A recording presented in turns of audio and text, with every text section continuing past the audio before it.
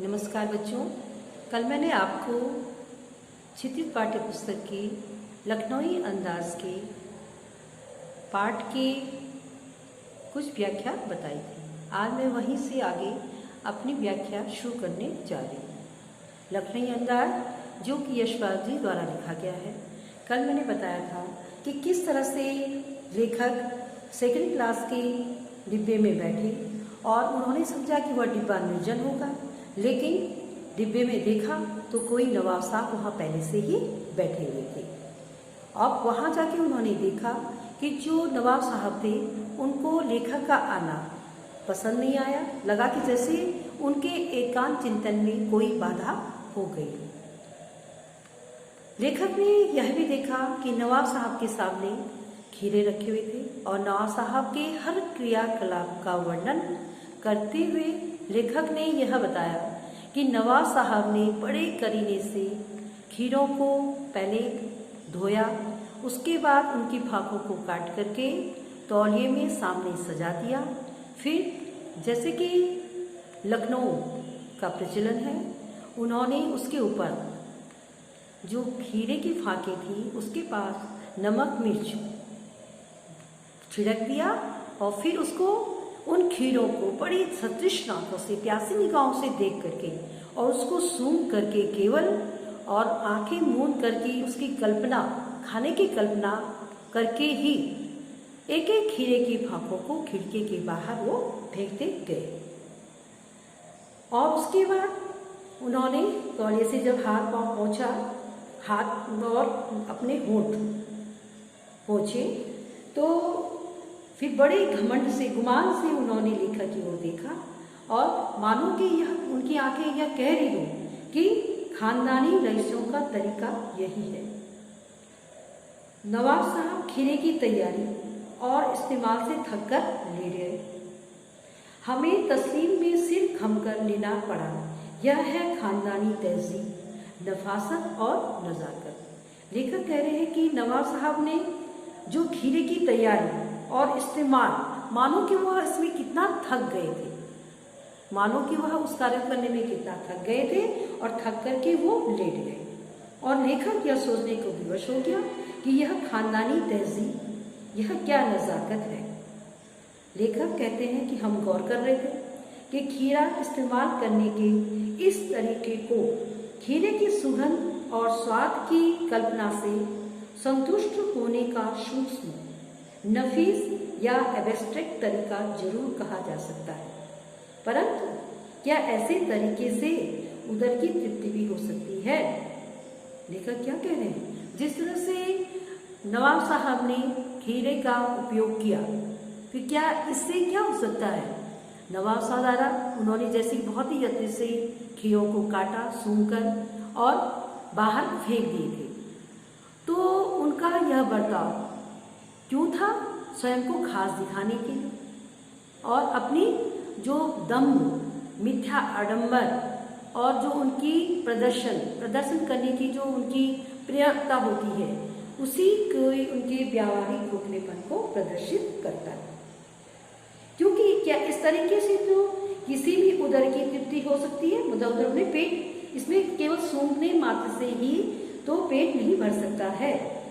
और उसके साथ ही साथ नवाब साहब के ओर से भरे पेट के ऊंचे डकार का शब्द सुनाई दिया और नवाब साहब ने हमारी ओर देखकर कह दिया, खीरा लजीज होता है लेकिन होता है सकी, नामुराद मेदे पर बोझ डाल देता है। मतलब यह है कि वह पाचन तंत्र में भी भारी पड़ता है, खाने में तो बड़ा अच्छा होता है। तो ज्ञान चक्षु खुल गई, पहचाना ये है नई कहानी के लेखक। जब नवाब साहब ने ये बातें कही तो मानो कि लेखक के ज्ञान चक्षु, अभी तक वो ये जानते नहीं थे, चक्षु मतलब नेत्र, उनके ज्ञान के जो चक्षु थे मानो खुल गए और कहते कि यही है क्या नई कहानी के लेखक, जो खीरे की सुगंध और स्वाद की कल्पना से, केवल उसकी सुगंध और स्वाद की कल्पना मात्र से ही पेट भर जाने का डकार जिनको आ सकता है।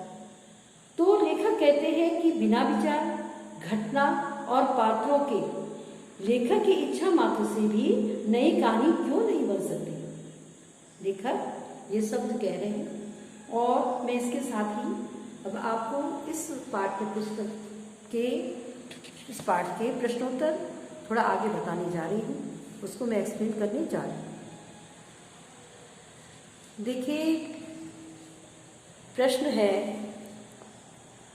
नवाब साहब द्वारा खीरे खाने की तैयारी का एक चित्र प्रस्तुत किया गया है।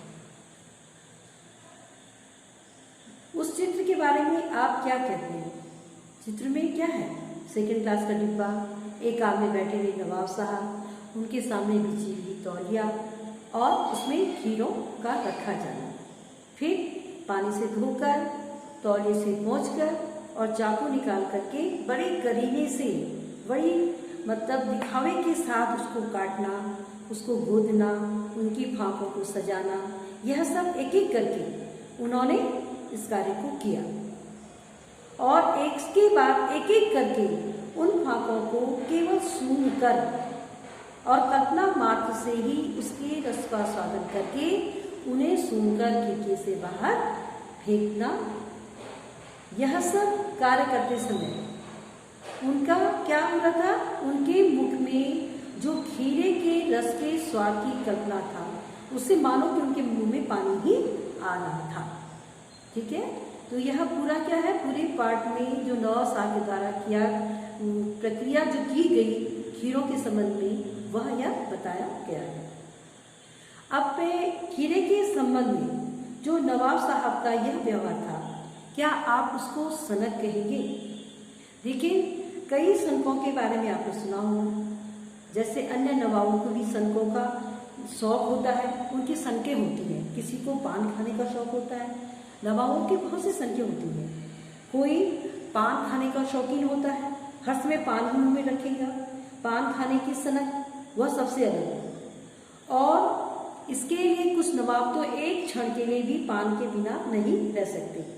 वो जहाँ भी जाएंगे, जहाँ भी उठेंगे बैठेंगे, पानदान उनके साथ रहता है और बड़े आराम से वह पानदान में से पहले पान का पत्ता निकालते हैं, फिर उसकी डंडी को कैंची से काटेंगे, उसके बाद पान को साफ कपड़े से या तो पोंछेंगे या फिर उसे पानी से धोएंगे और फिर बड़े करीने से चूना और कत्थे को पान में लगाएंगे, फिर इलायची, सौंफ, गुलकंद आदि उसमें मिलाकर उसकी तह बनाकर, तह मतलब उसको मोड़ के बड़ी नजाकत से उसमें मुंह में डालकर चबाना शुरू कर देंगे।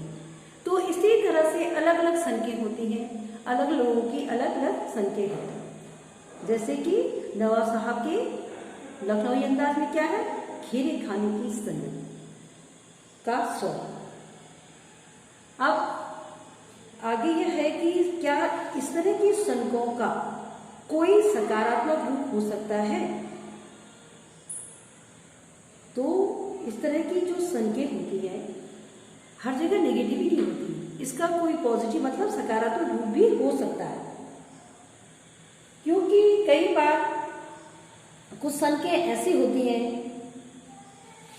कि जैसे किसी अति उत्साह का नाम दिया जा सकता है, जैसे दिन में 2-3 बार दांत साफ करना, जूतों को हमेशा चमकाए रखना, दिन में कई बार हाथ धोना। तो या जैसे किसी बच्चे को अत्यधिक पढ़ने की सनक हो जाती है, तो इस तरह की सनक क्या है, जीवन में सफलता प्राप्ति के लिए लाभप्रद होती है। यह सनक का कौन सा रूप होगा? सकारात्मक रूप। यह सनकों का सकारात्मक रूप होता है, इसमें कोई नकारात्मकता नहीं दिखाई देती। अब इसके जो लघु प्रश्नोत्तर है मैं बताने जा रही हूँ आपको कि नवाब साहब की असुविधा और संकोच के क्या कारण रहे होंगे? देखिए, हम अपनी तरफ से सोच सकते हैं कि नवाब साहब की असुविधा एवं संकोच के कारण रहे होंगे। पहला कि नवाब साहब के सामने तौलिए पर जो खीरे रखे हुए थे, या तो वो लेखक के कारण जो खीरे जैसी वस्तु का शौक करते देखे जाने से संकोच में हो।